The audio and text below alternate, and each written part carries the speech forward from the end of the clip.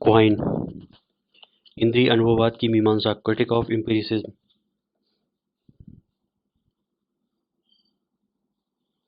An American philosopher, one of the most influential philosophers. In his approach, he has combined philosophy, maths, and science. His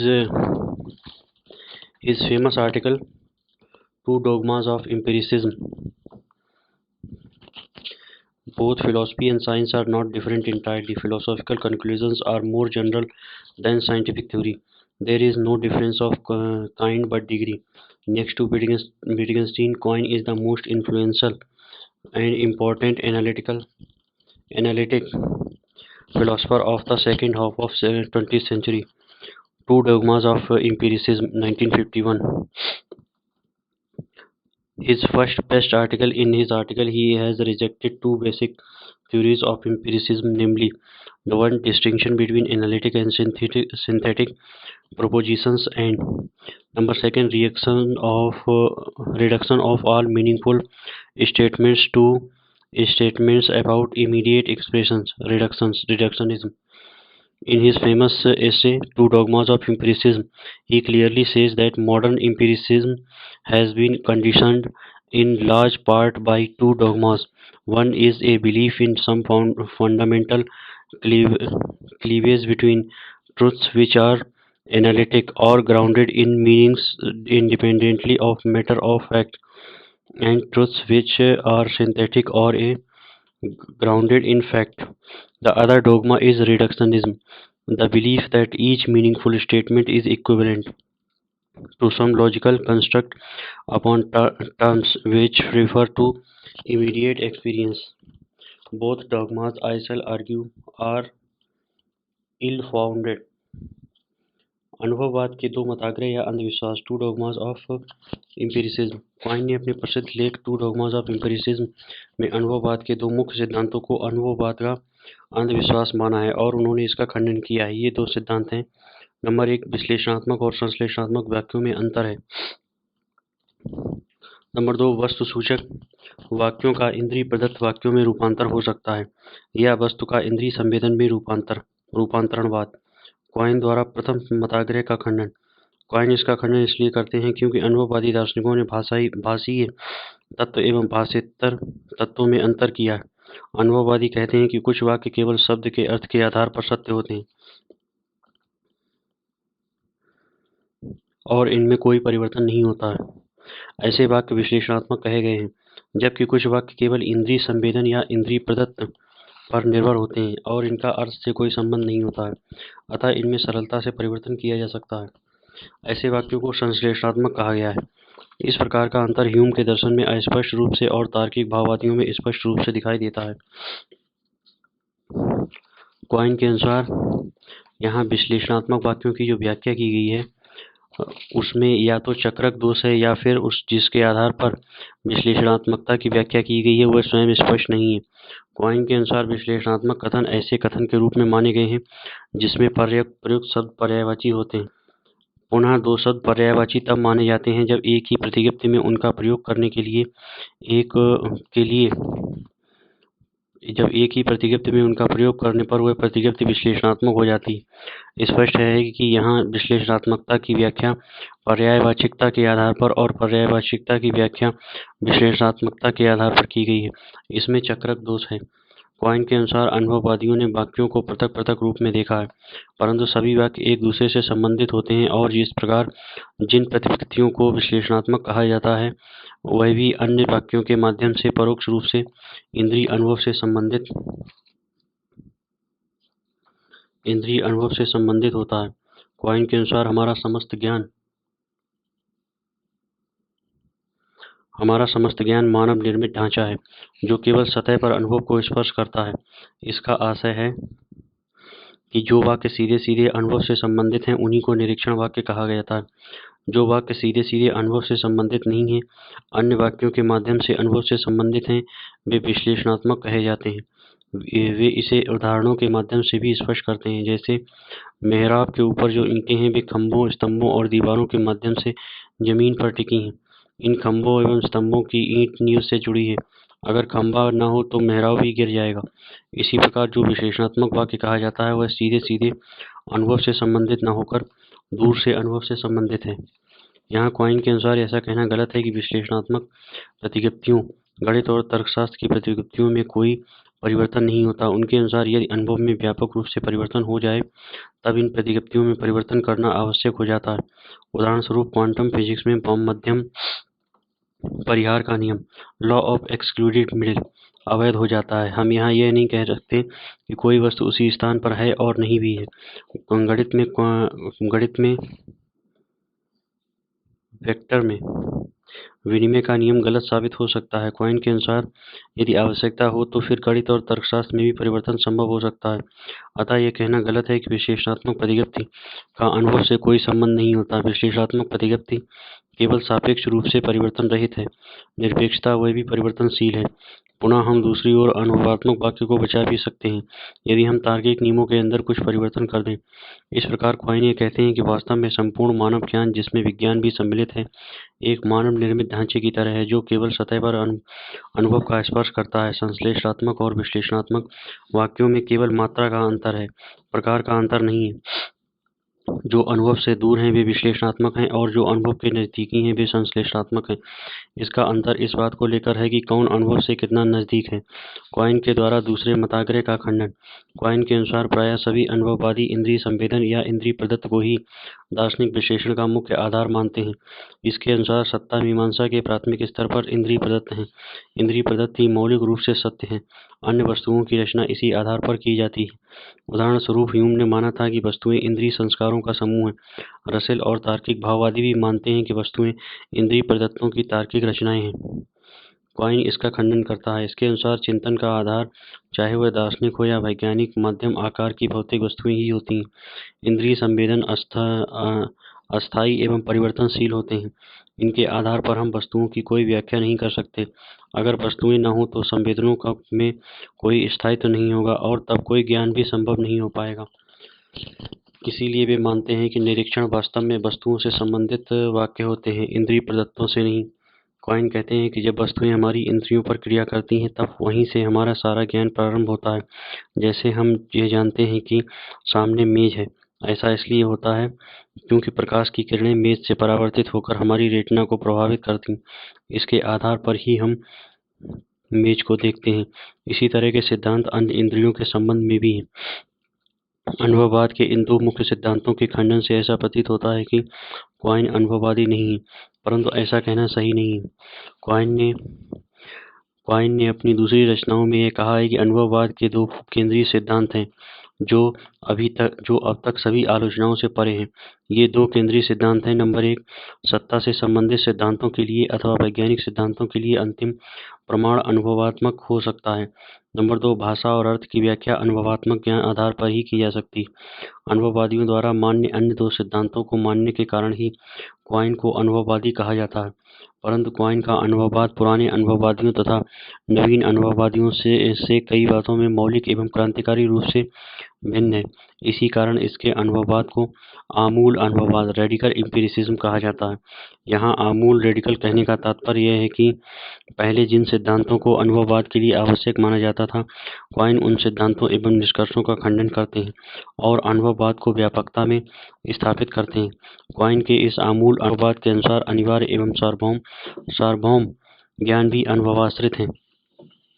उल्लेखनीय है कि मनोवैज्ञानिक अनुभववादी एवं तार्किक अनुभववादी ये मानते हैं कि निरपेक्ष एवं अनिवार्य ज्ञान अनुभवाश्रित नहीं है। पुराने अनुभववादी ये मानते हैं कि अर्थ की इकाई पद, टर्म या शब्द है। लॉक, बर्कले और ह्यूम इसे स्वीकार करते हैं। तार्किक अनुभववादी अर्थ की इकाई वाक्य को मानते हैं, जबकि क्वाइन के अनुसार अर्थ की इकाई न तो शब्द है और न पद है और न ही वाक्य। इसके अनुसार संपूर्ण वैज्ञानिक भाषा ही अर्थ की इकाई है। इसका कारण है कि प्रत्येक वाक्य दूसरे वाक्य से प्रत्यक्ष या परोक्ष रूप से संबंधित होता है। ऐसी स्थिति में किसी एक वाक्य का स्वतंत्र रूप से या पृथक रूप से सत्यापन नहीं किया जा सकता। किसी एक वाक्य को सत्यापित करने का अर्थ है उस पूरे सिद्धांत को सत्यापित करना। क्योंकि विज्ञान के सिद्धांत एक दूसरे से भिन्न नहीं होते, उसमें अंतर संबंध होता है। इसलिए जब सत्यापन होता है तो संपूर्ण भाषा का होता है। यही कारण है कि प्रारंभ के अनुभववादियों को अणुवादी कहा जाता है, जबकि क्वाइन को संपूर्णतावादी या समग्रतावादी कहा जाता है। यह एक आमूल स्थिति है जिसे क्वाइन के अतिरिक्त अन्य अनुभववादी स्वीकार नहीं करते। पुराने अनुभववादी इंद्रिय संवेदनों सेंस परसेप्शन को ज्ञान और अर्थ का आधार मानते हैं। तार्किक भाववादी इस संदर्भ में इंद्रिय प्रदत्त की बात करते हैं, जबकि क्वाइन मध्यम आकार की स्थूल वस्तुओं मिडिल साइज मटेरियल ऑब्जेक्ट्स में चिंतन की शुरुआत करते हैं। इसका कारण है कि बहुत छोटी वस्तु इंद्रिय अनुभवों में नहीं आ पाएगी, वहीं बड़ी होने पर तारतम्यता स्थापित करने में कठिनाई होगी। क्वाइन का स्पष्ट मानना है कि संवेदना की भाषा वस्तु की भाषा पर निर्भर है, अतः आरंभ वस्तुओं से ही होना चाहिए। क्वाइन कहते हैं कि बाद में भले ही हम संवेदन और संवेदन भाषा की बात करें, लेकिन प्रारंभ इससे नहीं कर सकते। बहुत से ऐसे संवेदनाओं के शब्द हैं जो वस्तुओं पर ही निर्भर करते हैं, जैसे आसमानी रंग आसमान पर निर्भर है, गुलाबी रंग गुलाब पर निर्भर है। क्वाइन का यह सिद्धांत अनुभववादी मान्यताओं से भिन्न है। क्वाइन यद्यपि अनुभववादियों से इस बात पर सहमत हैं कि हम निरीक्षण वाक्यों के आधार पर ही सिद्धांतों की रचना करते हैं, परंतु यहाँ अन्य अनुभववादी निरीक्षण वाक्यों को इंद्रिय संवेदन से संबंधित वाक्य मानते हैं। वही क्वाइन के अनुसार निरीक्षण वाक्य वस्तुओं से संबंधित वाक्य हैं, संवेदनाओं से संबंधित वाक्य नहीं। मनोवैज्ञानिक एवं तार्किक अनुभववादियों के अनुसार अनुभव से प्राप्त ज्ञान सापेक्षिक एवं संभाव्य ही होता है, उसमें निश्चितता नहीं रहती है, क्योंकि अनुभव व्यक्तिगत एवं आत्मनिष्ठ होता है। यद्यपि ऐसे अनुभव में विधेय उद्देश्य के बारे में एक नवीन जानकारी देता है। दूसरे शब्दों में संश्लेषणात्मक ज्ञान ही अनुभवाश्रित है। क्वाइन अपने पूर्ववर्ती अनुभववादियों की उपरोक्त मान्यता को खंडित करते हैं। उनके अनुसार केवल सापेक्षिक एवं संभाव्य ज्ञान ही नहीं बल्कि निरपेक्ष एवं अनिवार्य ज्ञान भी अनुभवाश्रित है। दूसरे शब्दों में संश्लेषणात्मक कथन के साथ साथ विश्लेषणात्मक कथन भी अनुभवाश्रित हैं, उसमें केवल मात्रात्मक अंतर है। कोई ज्ञान कम तो कोई अधिक मात्रा में अनुभव पर आधारित है। अनुभववादी तत्व मीमांसा का निरसन इलिमिनेशन करते हैं, परंतु अनुभववादी क्वाइन का मत इनके विपरीत है। क्वाइन के अनुसार विज्ञान साइंस और तत्व मीमांसा मेटाफिजिक्स में केवल मात्रा का अंतर है। विज्ञान को जब हम अधिक सामान्यीकृत रूप जनरलाइज फॉर्म में रखते हैं तो वही तत्व मीमांसा कहलाती है। वस्तुतः अपचयवाद वाक्यों की सार्थकता की कसौटी का एक आधार भी प्रस्तुत करता है। इसके अनुसार केवल उसी स्थिति में किसी कथन को सार्थक कहा जा सकता है जब उसका तार्किक अपचयन इंद्रिय प्रदत्त वाचक वाक्यों में किया जा सकता हो और वह तार्किक अनुवाद एकल रूप से सत्यापित हो। किंतु क्वाइन के अनुसार किसी भी कथन का पृथक रूप से अनुभव द्वारा पूर्ण सत्यापन तभी संभव हो सकता है जबकि उससे संबंधित अन्य कथनों की सत्यता सुरक्षित रहे। क्वाइन के अनुसार ज्ञान एक संगति में एकात्मता है जिसमें सभी घटक एक दूसरे से संगति रखते हैं। इस प्रकार क्वाइन अनुभववाद के द्वितीय मताग्रह का खंडन करने के लिए संवादिता सिद्धांत के स्थान पर संसक्तता सिद्धांत कोहेरेंस थ्योरी को प्रतिष्ठित करते हैं। स्पष्ट है कि संश्लेषणात्मक वाक्य की सत्यता भी एकल रूप से अनुभव द्वारा सुनिश्चित नहीं की जा सकती। उनकी सत्यता ज्ञान तंत्र के घटक के रूप में ही हो सकती है।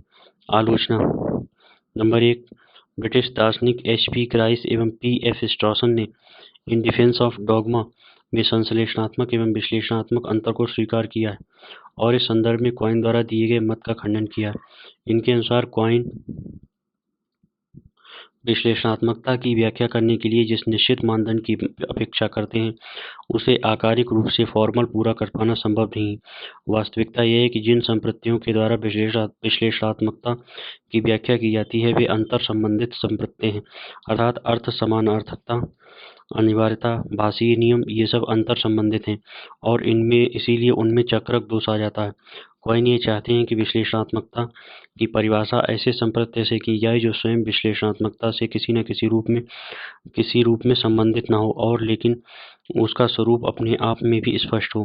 क्वाइन की इस अपेक्षा को पूरा करना संभव नहीं है, अतः आकारिक रूप से संविश्लेषणात्मकता की व्याख्या संभव नहीं, परंतु ग्राइस एवं स्ट्रॉसन के अनुसार अनाकारिक इनफॉर्मल रूप से समानार्थकता को स्पष्ट किया जा सकता है, और तब समानार्थकता के आधार पर विश्लेषणात्मकता की व्याख्या भी की जा सकती है। उदाहरण स्वरूप, नंबर 1, मेरे पड़ोसी का 3 वर्ष का बच्चा रसेल के प्रारूप सिद्धांत थ्योरी ऑफ टाइप्स को जानता है।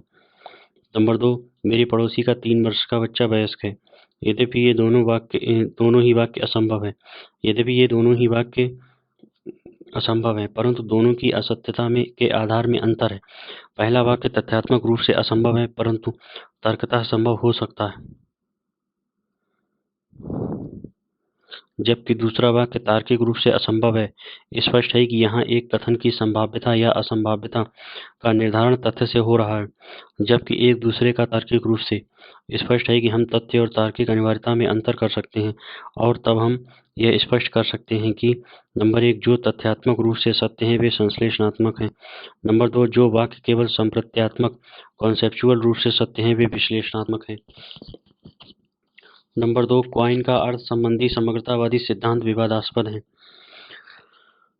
समकालीन दार्शनिकों में भी इस बात को लेकर मतभेद है। यहाँ मूल समस्या यह है कि यदि हम वाक्यों को अन्य वाक्यों से पृथक रूप में नहीं जान सकते, तब वैसी स्थिति में हम संप्रत्ययों को भी तर्कतः विचार नहीं कर सकते।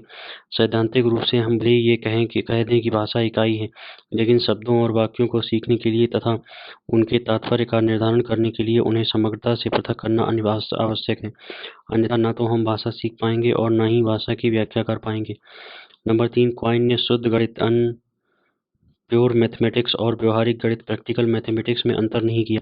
शुद्ध गणित को अनुभव के आधार पर गलत सिद्ध नहीं किया जा सकता, जबकि व्यवहारिक गणित अनुभव के आधार पर गलत सिद्ध हो सकता है। आमूल अनुवाद रेडिकल ट्रांसलेशन। क्वाइन को अपनी पुस्तक वर्ल्ड एंड ऑब्जेक्ट में आमूल अनुवाद के सिद्धांत को प्रस्तुत किया है, जो भाषा के एक नए दृष्टिकोण पर आधारित है। क्वाइन के अनुसार अर्थ अलग से कोई वस्तु नहीं है। यहाँ 2 चीज महत्वपूर्ण है। नंबर 1, हम जिन वाक्यों को बोलते हैं। नंबर 2, वे परिस्थितियाँ जिनमें कोई वाक्य बोला जाता है। ये परिस्थितियाँ ऐसी होती हैं जो हमारी इंद्रियों को प्रभावित करती हैं और जिन्हें हम समझ सकते हैं। इस प्रकार क्वाइन परिस्थितियों से मिलने वाली उत्तेजना या उस उत्तेजना के फलस्वरूप होने वाले भाषी व्यवहार, इन पक्षों अपने आमूल अनुवाद के क्रम में करते हैं। क्वाइन के अनुसार हम बाह्य जगत का ज्ञान वस्तुओं या इंद्रियों के बाह्य जगत का ज्ञान वस्तुओं द्वारा इंद्रियों के समक्ष उत्पन्न उत्तेजनाओं के माध्यम से करते हैं। भाषा वाक्यों और शब्दों का अर्थ इन उत्तेजनाओं से संबंधित होता है। क्वाइन यहाँ यह दिखाने का प्रयास करते हैं कि हमारी संपूर्ण भाषा किसी न किसी तरह उत्तेजनाओं से ही संबंधित होती है। इनमें कुछ प्रत्यक्षता उत्तेजनाओं से संबंधित होते हैं और कुछ परोक्ष रूप से संबंधित होते हैं।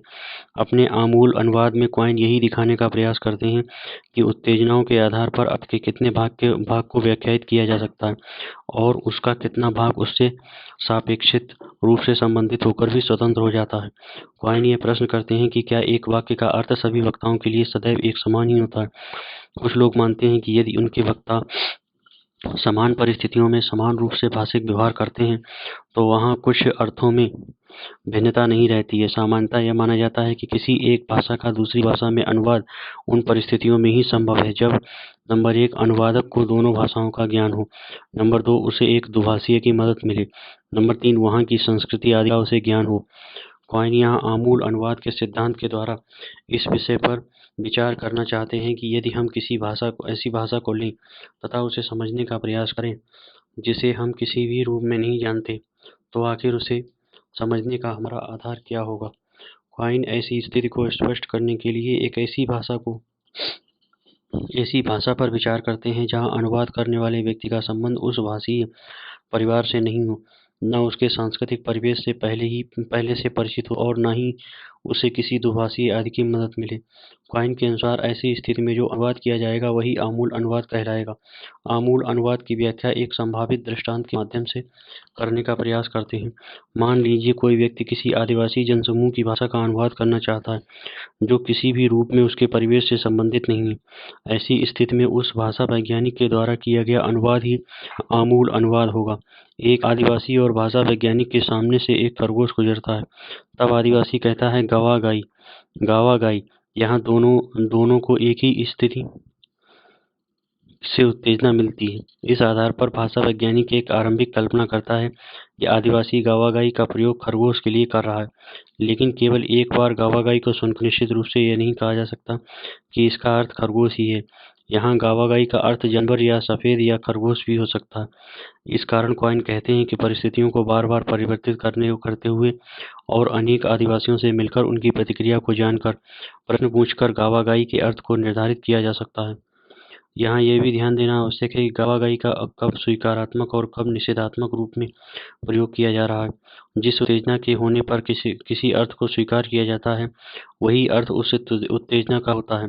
यहाँ उल्लेखनीय है कि अर्थ उत्तेजना है, कोई मानसिक क्रिया या संप्रत्यय नहीं। क्वाइन इसके पश्चात अवसर वाक्य, ओकेजन सेंटेंस और स्थायी वाक्य, स्टैंडिंग सेंटेंस में अंतर करते हैं। अवसर वाक्य ऐसा वाक्य है जहाँ संबंधित उत्तेजना के विद्यमान होने के बाद ही उसके प्रति सहमति या असहमति व्यक्त की जाती। इसके विपरीत कुछ वाक्य ऐसे होते हैं जिन्हें उत्तेजना के आधार पर सीखा तो अवश्य जाता है, परंतु एक बार सीखने के पश्चात उनके प्रयोग के समय उत्तेजनाओं के बिना ही उसके प्रति सहमति या असहमति व्यक्त की जा सकती। ऐसे वाक्यों को ही स्थायी वाक्य कहा जाता। उदाहरण के लिए यह लाल है का प्रयोग हम तभी करेंगे जब सामने कोई वस्तु लाल हो और उसकी उत्तेजना प्राप्त हो रही हो। यदि वह वस्तु वास्तव में लाल रंग की हो तो श्रोता इस वाक्य को सुनने के पश्चात हाँ कहेगा, या वह वस्तु किसी अन्य रंग की होगी तो वह श्रोता नहीं कहेगा। परंतु यदि मान लिया जाए कि हम विज्ञान के छात्र हों और हम ये जानते हों कि तांबा विद्युत का सुचालक होता है, इस ज्ञान को हमने प्रयोग करने के बाद प्राप्त किया है, और अब यदि यह कहता है कि तांबा विद्युत का सुचालक होता है तो उसके लिए तांबे और विद्युत की उत्तेजना की आवश्यकता नहीं। हम यहाँ एक दूसरे वाक्य को सुनते ही हाँ कहेंगे। क्वाइन के अनुसार यह एक स्थायी वाक्य है। क्वाइन आगे कहते हैं कि परिस्थितियों को परिवर्तित करते हुए स्वीकृति अस्वीकृति पर ध्यान देते हुए किसी भाषा का अनुवाद दूसरी भाषा में हो सकता है, परंतु क्वाइन का यहाँ यह भी कहना है कि इन उत्तेजनाओं के साथ साथ सूचनाओं का होना भी आवश्यक है। जैसे विवाहित अविवाहित का निर्णय उस व्यक्ति से संबंधित सूचनाओं के आधार पर होता है। उत्तेजनाएं भ्रामक भी हो सकती हैं। क्वाइन के अनुसार हम किसी उत्तेजनात्मक स्थिति में एक वाक्य का प्रयोग करें और पुनः उसी उत्तेजनात्मक स्थिति में किसी दूसरे वाक्य का प्रयोग करें तो दोनों वाक्य पर्यायवाची कहते जाते हैं, परंतु उत्तेजना के आधार पर शब्दों की पर्यायवाचिकता का ज्ञान नहीं प्राप्त किया जा सकता। इसके लिए विश्लेषणात्मकता को लाना होगा, परंतु यह विश्लेषणात्मकता भी उत्तेजनात्मक अर्थ से ही निर्धारित होती है। क्वाइन कहते हैं कि कोई वाक्य उत्तेजनात्मक रूप से विश्लेषणात्मक है यदि सभी परिस्थितियों में कोई व्यक्ति उसे स्वीकार करे। उपर्युक्त विवेचन के पश्चात क्वाइन ये भी कहते हैं कि उत्तेजनात्मक अर्थ के आधार पर सारांश रूप में निम्न वाक्यों का अनुवाद हो सकता है। नंबर 1, निरीक्षण वाक्य का अनुवाद अपनी भाषा में उत्तेजनात्मक अर्थ के आधार पर किया जा सकता है। नंबर 2, सत्यता फलनात्मक संयोजनों का अनुवाद किया जा सकता है, लेकिन निरपेक्ष कथनों का नहीं। नंबर 3, भाषा वैज्ञानिक उत्तेजनात्मक पर्यायवाचिकता और उत्तेजनात्मक विश्लेषणात्मकता की पहचान कर सकता है, भले ही अनुवाद करने में कठिनाई हो। क्वाइन का निरीक्षण वाक्य के संबंध में विचार अनुभववादियों के निरीक्षण वाक्य संबंधी विचारों में कुछ मामलों में भिन्न है। तार्किक भाववादियों के अनुसार निरीक्षण वाक्य अनुभव के आधार हैं। वैज्ञानिक सिद्धांतों की रचना इन्हीं अनुभव वाक्यों के आधार पर होती है। क्वाइन यहाँ तक तार्किक भाववादियों से सहमति रखते हैं, परंतु जहाँ तार्किक भाववादी निरीक्षण वाक्यों को इंद्रिय संवेदनाओं से संबंधित वाक्य मानते हैं, वहीं क्वाइन निरीक्षण वाक्यों को वस्तुसूचक वाक्य मानते हैं। क्वाइन ये मानते हैं कि निरीक्षण कथनों का आमूल अनुवाद हो सकता है, क्योंकि इनका उत्तेजनात्मक अर्थ किसी अन्य सूचना के द्वारा प्रभावित नहीं होता। क्वाइन अंततः कहते हैं कि मौलिक अनुवाद, जिनका एकमात्र आधार उत्तेजनात्मक अर्थ है, विश्लेषणात्मक प्राक्कल्पनाओं के आधार पर ही किया जा सकता है, परंतु यह अनुवाद पूर्णतः निश्चित अनुवाद नहीं हो सकता, क्योंकि हम एक से अधिक प्राक्कल्पनाओं का प्रयोग कर सकते हैं। एक परिस्थिति को देखकर हम एक वाक्य प्रयोग करेंगे, तो दूसरा व्यक्ति उसे देखकर दूसरे वाक्य का प्रयोग कर सकता है। अतः एक ही तरह के वाक्यों की व्याख्या कई प्रकार से की जा सकती है। इसलिए क्वाइन कहते हैं कि आमूल अनुवाद सदैव अनिश्चित रहता है, इसमें निश्चितता कभी नहीं आ सकती। अतः यह कहना गलत है कि यह अनुवाद सही है और यह अनुवाद गलत है। वस्तुतः सभी अनुवाद समान रूप से महत्वपूर्ण होते हैं। आलोचना। क्वाइन के अनुसार डोनाल्ड डेविसन का मानना है कि किसी वाक्य की सत्यता या असत्यता के निर्धारण के लिए निरीक्षण वाक्य को मानने की कोई आवश्यकता नहीं। एक सत्य वाक्य अन्य वाक्यों के आधार पर सत्य असत्य सिद्ध किया जा सकता है। नोएम चोम्स्की के अनुसार केवल उत्तेजना और प्रतिक्रिया द्वारा अर्थ और संपूर्ण भाषा की व्याख्या नहीं की जा सकती। भाषा में नए प्रकार की सृजनात्मकता भी होती है। मनुष्य के ज्ञात वाक्यों के आधार पर नए नए वाक्यों की रचना करता है। मनुष्य कुछ ज्ञात वाक्यों के आधार पर नए नए मनुष्य वाक्यों की रचना करता है। इस रचनात्मकता की व्याख्या केवल उत्तेजना के आधार पर नहीं की जा सकती। क्वाइन तात्पर्य सेंस की अवधारणा को नकारते हैं, लेकिन यदि हम तात्पर्य की अवधारणा को नकारते हैं तो किसी भी भाषा की व्याख्या नहीं हो सकती। फ्रेगे ने संदर्भ, रेफरेंस और तात्पर्य सेंस में अंतर किया था, जो कि एक महत्वपूर्ण अंतर है। क्वाइन शब्दों और वाक्यों के तात्पर्य की अवधारणा को स्वीकार नहीं करते। ऐसी स्थिति में वे किसी भी भाषा का अनुवाद नहीं कर सकते। उदाहरण के लिए, गावा गाई को जानने के लिए यह जान लेना पर्याप्त नहीं है कि शब्द का प्रयोग किन किन परिस्थितियों में किया जाता है। यहाँ हमें यह भी जानना आवश्यक है कि गवागाई शब्द का प्रयोग किससे भिन्न किया जा रहा है, अर्थात गवागाई के लिए एक संप्रत्यय कॉन्सेप्ट का होना आवश्यक है। संप्रत्यय बिना तात्पर्य कॉन्सेप्ट विदाउट सेंस के नहीं हो सकता। क्वाइन के भाषा संबंधी सिद्धांत की यह सबसे बड़ी कमी है कि वह तात्पर्य को पूरी तरह से उपेक्षित कर देता है। भाषा के साथ न्याय करने के लिए आवश्यक है कि तात्पर्य और संदर्भ दोनों में अंतर का ध्यान रखा जाए। धन्यवाद।